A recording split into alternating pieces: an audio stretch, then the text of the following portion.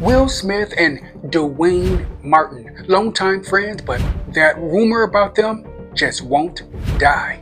Here's my backstory. Duane Martin arrived at Will Smith's house unannounced, stepping through the quiet threshold with a heaviness that filled the air before a word was ever spoken. His posture was composed, but his eyes carried the ache of someone who rehearsed this moment too many times.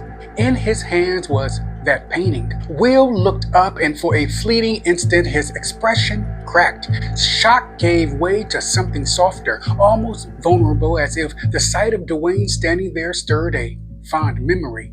Duane leaned the painting carefully against the table, his touch lingering on the frame as though it still breathed with memory. "This doesn't belong to me anymore," he said, his voice firm but trembling underneath. "I've carried it as far as I could." Will's eyes locked on Duane, searching and pleading. "I gave you that as a gift. You don't give a gift back." Duane's arms folded across his chest, more like a shield than comfort. "Are we ever going to talk about what happened between us?" Will's shoulders stiffened, his throat tightening. "What is there to talk about?"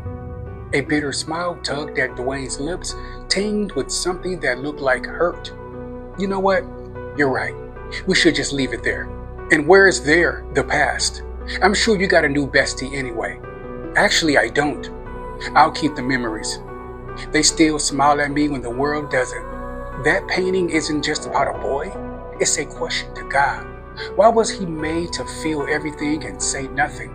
It's like he's being held captive in that frame. Will, you can't blame that little boy forever. For a heartbeat, silence wrapped around them, thick and unrelenting. Duane glanced at the frame one last time. "I get it. Some truths can't survive daylight.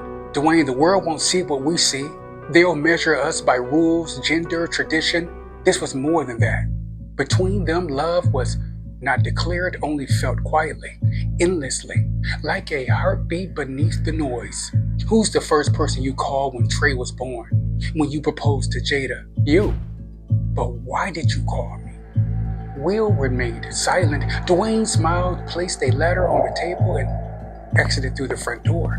Will left the painting sitting against the wall. It was a silent weapon to a friendship that had always carried more than friendship, now fading into the kind of story that only lived in glances, in silence, and in the quiet ache of what could never be spoken. He grabbed the ladder, thinking for a second before tossing it in the trash.